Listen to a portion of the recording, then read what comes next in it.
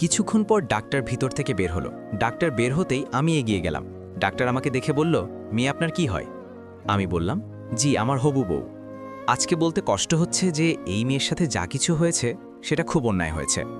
আমরা আমাদের মতো চেষ্টা করেছি, তবে একটা কথা বলি, যত পারেন ওর দিকে নজর রাখেন, আর যে ওর সাথে এমন করেছে ওকে ধরে থানায় দেন। জি স্যার, আপনাকে বলতে হবে না। এখন কি আমি ওকে নিয়ে যেতে পারি? নিয়ে যাবেন? ঠিক আছে, নিয়ে যান। যদি কোনো সমস্যা হয় আমাকে জানাবেন, ঠিক আছে? ডাক্তারের কথা শুনে রিয়াকে নিয়ে বাসার উদ্দেশ্যে রওনা দিলাম। বাসায় যাওয়ার পর আম্মু বলল, রনি, ওকে আমি আমার রুমে নিয়ে যাই। আমি বললাম, না আম্মু, এখন তোমার রুমে নিয়ে যেতে হবে না, আমি ওকে আমার রুমে নিয়ে যাই, রাতেও তো তোমার সাথে থাকবে। রিয়াকে আমি আমার রুমে নিয়ে যেতেই আমার বন্ধুরা সবাই আসলো ওকে দেখতে। সাজিদ এসে বলল, রনি, কাজ তো হয়ে গেছে। কি হয়েছে বল শুনি। বাহিরে মানুষ বলে বেড়াচ্ছে যে চেয়ারম্যানের ছেলের হবু বউকে কারা যেন তুলে নিয়ে গিয়েছিল। বুঝলাম না, বাহিরের মানুষ কিভাবে এই কথা জানল? এসব কথা বাদ দে, মানুষের কথা শুনে আমি কি করব? আর অনিকের খবর পেলি? না, ওকে কোথায় পাই নাই। পরিবার নিয়ে কোথায় যেন পালিয়ে গেছে। পরিবার নিয়ে পালিয়ে গেছে না? আগে রিয়া একটু সুস্থ হোক, পরে আমি ওকে দেখব। রিয়াকে দেখে সবাই চলে যাওয়ার পর আমি রিয়ার মাথার কাছে গিয়ে বসলাম। রিয়া চুপচাপ শুয়ে শুয়ে কি জানি চিন্তা করছিল। আমি ওর হাতে ফোনটা দিয়ে বললাম, আমি যা বলবো সবগুলো প্রশ্নের উত্তর দিবে, ঠিক আছে? আমি রিয়াকে বললাম, এখন কেমন লাগছে তোমার? রিয়া মোবাইলে টাইপিং করে বলল, আমার এখন একটা জিনিস বাকি আছে, আর সেটা হলো আমার মৃত্যু। আমি রিয়ার মাথায় হাত দিয়ে বললাম, এভাবে বলতে নেই, তুমি মরলে আমি কি নিয়ে বাঁচব? আর এই নিয়ে কোনো চিন্তা করো না, এখন থেকে আমি তোমার পাশে আছি। আমি তোমাকে এখন আর কখনোই একা ছাড়তে দিব না। আমার কাছে এখন কিছু নাই আপনাকে দেওয়ার মতো। খুব ইচ্ছা ছিল আপনাকে নিয়ে সংসার করব, আপনাকে ভালোবাসে আপনার বুকে মাথা রেখে ঘুমাবো, কিন্তু আপনার বন্ধু সেটা হতে দিল না। আমি ওর কাছে আমার জীবনটা পর্যন্ত ভিক্ষা চেয়েছিলাম, কিন্তু ও আমাকে ছাড়ল না। এসব নিয়ে এখন আর কোনো কথা বলবে না, আর ওকে আমার দেখার আছে। ও তোমার পা ধরে মাফ চাইবে, দেখিও। রিয়া এবার ইশারা করে বলল, আমার খুব ঘুম পেয়েছে, আমি একটু ঘুমাই, ঠিক আছে? আমি রিয়ার কপালে চুমু দিয়ে বললাম, ঠিক আছে বেবি, তুমি ঘুমাও। আমি রিয়াকে রুমে রেখে বাহিরে বের হলাম। বাহিরে যেতেই আম্মু বলল, রনি, টেবিলে বসে আগে খেয়ে নে। আর রিয়ার কি খবর? এই তো আম্মু, এখন মোটামুটি একটু ঠিক আছে। ও হ্যাঁ, একটা কথা বলতে তো আমি ভুলেই গেছি। আমার আম্মু বর্তমানে তিনি রানিং চেয়ারম্যান। টেবিলে বসে খাবার খাচ্ছি, তখন ছোট বোন এসে বলল, ভাইয়া, তোর কি মন খারাপ? বোন, একটু খারাপ, তবে চিন্তা করিস না, দোয়া কর যেন সবকিছু ঠিকঠাক হয়ে যায়। রাতে আমি রিয়াকে বুঝিয়ে আম্মুর রুমে পাঠিয়ে দিলাম আর বললাম, সাবধান, কোনো উল্টাপাল্টা কাজ করবে না, আগে তুমি একটু সুস্থ হয়ে নাও, পরে আমি তোমাকে বিয়ে করব। এই কথা বলে আমি রিয়াকে আম্মুর রুমে দিয়ে গেলাম, কিন্তু মাঝরাতে আম্মুর চেঁচামেচিতে আমার ঘুম ভাঙল। তাড়াতাড়ি দরজা খুলে বের হলাম, তখন দেখি সবাই বারান্দায় দাঁড়িয়ে কান্না করছে। বুঝলাম না, বাহিরে আবার কি হয়েছে। আমি তাড়াতাড়ি বারান্দায় গেলাম, গিয়ে দেখি বাহিরে কাঁঠাল গাছে একটা লাশ ঝোলানো আছে, আর সেটা আমার রিয়ার। আমি রিয়ার লাশ দেখে জায়গায় অজ্ঞান হয়ে মাটিতে পড়ে গেলাম। যখন আমার জ্ঞান ফিরল, তখন দেখি সাজিদ আমার মাথার কাছে বসা। ও আমার হাত ধরে বলল, দেখ বন্ধু, পাগলামো করিস না, আর আমি তোরে বলছি ওর দিকে একটু নজর রাখতে, সেটাও তুই পারলি না। আমি উঠে রিয়ার লাশ জড়িয়ে ধরে কান্না করতে লাগলাম। এছাড়া আমার আর কোনো উপায় ছিল না। আমি জানতাম না যে ও আত্মহত্যা করবে। যদি জানতাম তাহলে ওকে আর আম্মুর কাছে ঘুমাতে দিতাম না। আম্মু আমাকে ধরে ভিতরে নিয়ে গেল, আমার হাতে একটা কাগজ দিয়ে বলল, এটা হয়তো তোর জন্য রিয়া লিখে গেছে। তবে আমি ভাবতে পারি নাই ও এই কাজ করবে। আমাকে ঘুমে রেখে ও যে এই কাজ করবে আমি ভাবতেও পারি নাই। আম্মুর হাত থেকে কাগজটা নিয়ে পড়তে লাগলাম। প্রথমেই লিখল, আমার প্রিয় ভালোবাসার মানুষ, খুব ইচ্ছা ছিল তোমার বউ হব, লাল শাড়ি পরে তোমার ঘরে যাব, কিন্তু সেই শাড়ির জায়গায় যে গলায় দড়ি দিতে হবে এটা কখনো চিন্তা করি নাই। অনেক ভালোবাসি তো তোমাকে, এই জন্য মৃত্যুর পথ বেছে নিয়েছি। যদি বেঁচে থাকি, মানুষ আমাকে এই কথাই বলবে সবসময়। আর তোমার আম্মু সম্মানীয় একজন ব্যক্তি, তবে আমার কথা তুমি আর চিন্তা করো না, মন থেকে মুছে ফেলবে আমার কথা তুমি। আর একটা কথা, নতুন কোনো ভালো মেয়ে দেখে তুমি বিয়ে করে নিবে, এটাই আমার শেষ ইচ্ছা। আমার জন্য তোমাকে কাউকে শাস্তি দিতে হবে না, ভালো থাক, সুখে থাক, এটাই দোয়া করি। আমার আত্মহত্যার জন্য আমিই দায়ী, এখানে আমি কাউকে দোষ দিতে চাই না। কপালে যা ছিল তাই হয়েছে। রিয়ার চিঠিটা পড়ে কান্না করতে লাগলাম। নিশি যে আমাকে এভাবে একা ফেলে চলে যাবে সেটা আমি কখনো ভাবতে পারি নাই। দেখতে দেখতে আজকে 5 দিন হয়ে গেল, এখন আর বাসা থেকে বের হই না, নিজেকে কেমন যেন ঘরের ভিতরে বন্দি বানিয়ে ফেলছি। আজকে সকালে আবির এসে বলল, লাদেন, আজকে কলেজে যাওয়া লাগবে, কলেজে নাকি একটা গুরুত্বপূর্ণ কাজ করে। ভালো লাগছে না সাজিদ।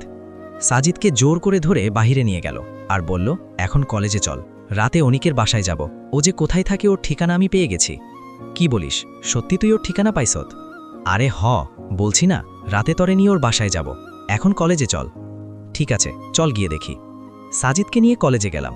কলেজের মাঠে যেতেই এক বড় ভাই ডাক দিয়ে বলল, রনি, এইদিকে আয় তো একটু। বড় ভাইয়ের কথা শুনে আমি তার কাছে গেলাম। বড় ভাই আমাকে দেখে বলল, রনি, আমাকে একটা কাজ করে দিবি? কি করতে হবে বলো শুনি? তাদের ক্লাসের ইরা আছে না, ওকে একটু প্রপোজ করে দিবি। মনে মনে বললাম, এই মেয়ে তো আগে আমাকে দিনে 5 বার করে প্রপোজ করত, এখন আবার বড় ভাই তার প্রেমে পড়েছে। ভালো ভালো, খুব ভালো। আমি বললাম, পারবো, যদি আমাকে একটা জিনিস মিলিয়ে দিতে পারেন। বল, তোর কি লাগবে? তোর যা লাগবে আমি দিব, তাও আমার কাজটা করে দে তুই। ঠিক আছে, আমি করে দিব, তবে আজকে রাতে আপনার পিস্তলটা আমার লাগবে। আমার কথা শুনে বড় ভাই বোকা হয়ে বলল, তুই এটা দিয়ে কি করবি? নাকি কাউকে? আরে না, কি যে বলেন না আপনি, আমি তো শুধু একটু ভয় দেখাবো, এর বাহিরে আর কিছু না।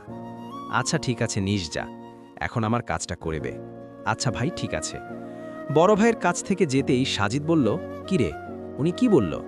কি আর বলবে, বলছি ইরাকে নাকি পছন্দ ওনার। সাজিন আমার কথা শুনে হাসতে হাসতে বলল, যেই মেয়ে তর পিছনে ঘুরে তাকে ওনার পছন্দ। বাহ বাহ। আরে আমি ওনার কাজ করে দিব, এর বিনিময়ে আমিও কিছু নিব ওনার কাছ থেকে। এখন বল, ইরাকে কোথায় পাবো? ওই তো মাঠের বড় গাছের নিচে বসে আড্ডা দিচ্ছে, দেখা যায়। তাহলে চল যাই। না বাবা, আমি যাব না, তুই যা। খুব বদমাই সেই মেয়ে, পরে আমাকে সবার সামনে অপমান করবে। তাহলে তুই এখানে দাঁড়া, আমি ওর সাথে একটু কথা বলে আসি। সাজিদকে দাঁড় করিয়ে আমি ইরার কাছে যেতে লাগলাম। ইরা দূর থেকে আমাকে দেখে বলল, কি ব্যাপার মশাই, আজকে সূর্য কোন দিক থেকে উঠেছে? কেন? ইরা যেই দিন থেকে ওঠার কথা সেই দিক থেকেই উঠেছে। তোর তো সবকিছু আমি দেখে ফেলছি। কি দেখলি তুই এমন? আমার তোর চেন খোলা আছে, সবকিছু দেখা যায়। আমার সাথে তোর মজা করতে হবে না, আর আমার চেন খোলা নাকি বন্ধ এটা আমি জানি। একটু হাসি দে, তোর মুখে হাসি দেখলে আমার খুব ভালো লাগে। তবে আমি খুব দুঃখিত, তোর গার্লফ্রেন্ড, প্লিজ এই বিষয় বাদ দে। এখন আর মন খারাপ করতে চাই না। ওর জন্য আমি কম করছি, কিন্তু ও আমাকে একা রেখে চলে গেল। আমি বলছি যে আমি তোমাকে আবার বিয়ে করব, কিন্তু তাই বলে কি আত্মহত্যা করা লাগে? যা হয়ে গেছে এসব চিন্তা করে এখন আর কোনো লাভ আছে? বাদ দে। এখন বল, হঠাৎ করে এই লাইলির কাছে কি জন্য আসলি? আমার কথা তো তোর মনেই থাকে না। এক বড় ভাই নাকি তরে পছন্দ করে, ওই যে দাঁড়িয়ে আছে উনি, বলছে তরে প্রপোজ করার জন্য, এই জন্য আসছি।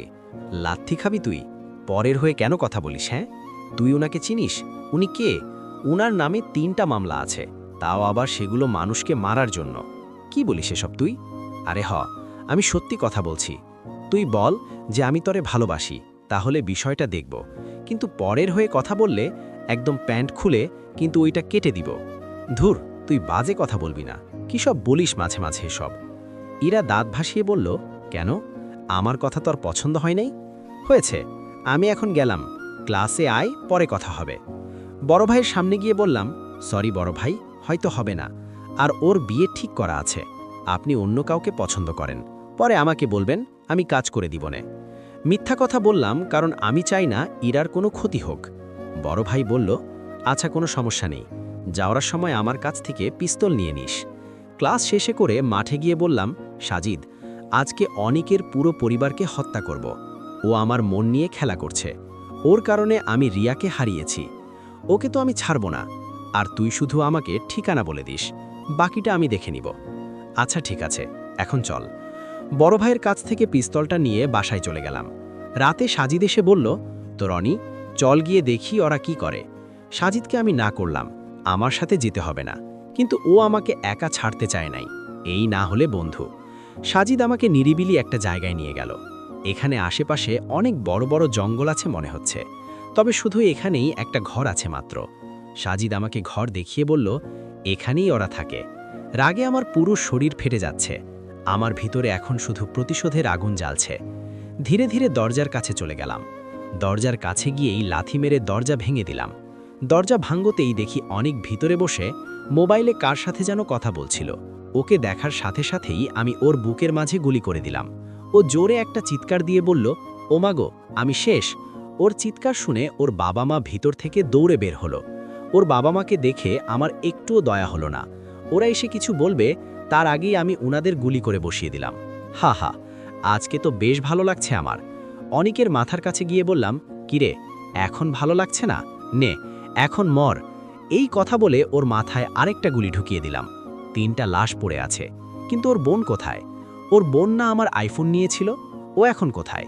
আমি দৌড়ে ভিতরে চলে গেলাম। গিয়ে দেখি অনিকের বোন দরজা বন্ধ করে ভিতরে বসে আছে। আমি দরজা ভেঙে ভিতরে চলে গেলাম। ভিতরে গিয়ে দেখি অনিকের বোনের সাথে আরেকটা মেয়ে আছে, তবে ওই মেয়েটাকে কেমন যেন একটু অদ্ভুত অদ্ভুত লাগছে। এই মেয়েটা আবার কে? ওকে তো চিনলাম না।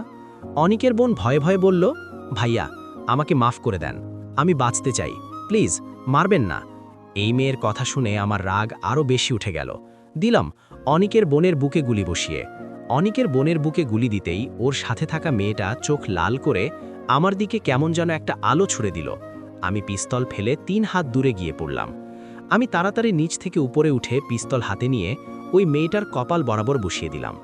মেয়েটাকে গুলি করে মনে হচ্ছে আমি ভুল করেছি। ঘরের বাহিরে থেকে জোরে জোরে কান্নার আওয়াজ আসছে। আর অদ্ভুত বিষয় হলো যে মেয়েটার হাত, মুখ, এমনকি চোখ থেকে লাল আলো বের হচ্ছে। সাজিদ আমার হাত ধরে বলল, ভাই এই জিনিসটা কি? আর বাহিরে এভাবে কান্না করছে কারা?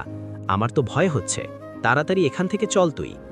আমি তাড়াতাড়ি বুদ্ধি করে ঘরের ভিতরে আগুন লাগিয়ে বের হয়ে গেলাম। ঘর থেকে বের হয়ে মনে হয় আমরা বড় ভুল করছি। বের হতেই সবকিছু অন্ধকার হয়ে গেল। ঘরের ভিতরে আগুন জ্বালছে, তবে এটা একদম লাল টকটকে। মনে হচ্ছে যেন এগুলো কোনো আগুন নয়, মানুষের রক্ত। আর এত জোরে জোরে কে বা কারা যেন কান্না করছে, যার কারণে আমার কান ফেটে যাচ্ছে। হঠাৎ করে মনে হলো যেন আমাদের পিছনে কেউ দাঁড়িয়ে আছে। পিছনে ফিরে অন্ধকারে গুলি ছুঁড়ে মারলাম। এই গুলি দেওয়াতে আমি আরও ভুল করেছি। আমাকে কে যেন ধরে উপরে তুলতে লাগলো। আমি হাওয়াতে ভাসতে লাগলাম, তবে মুখ দিয়ে কোনো কথা বলতে পারছি না। এত উপরে উঠে গেছি যে নিচে কোনো কিছুই দেখা যাচ্ছে না।